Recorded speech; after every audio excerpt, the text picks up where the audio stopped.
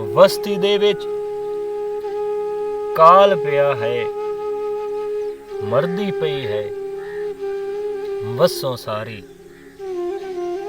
ਵਸਤੀ ਦੇ ਮਜ਼ਦੂਰ ਨਿਮਾਣੇ ਲੋੜ ਕੇ ਆਪਣਾ ਖੂਨ ਪਸੀਨਾ ਸਾਰਾ ਦੇ ਮਜ਼ਦੂਰੀ ਕਰਕੇ ਸ਼ਾਮੀ ਅੱਧੀ ਮੁੰਨੀ ਰੋਟੀ ਉਹ ਵੀ ਰੁੱਖੀ ਸੁੱਖੀ ਖਾ ਕੇ ਰੋਸਣ ਨਾ ਫਰਿਆਦ करे सैन वस्ती दी इमदाद करे सैन। वैसे ये इंसाफ ता कोई नहीं, वस्ती दे मजदूर निमाणे कलियां क्यों कुर्बानी देवन। वस्ती दे सरदार भी सोचण,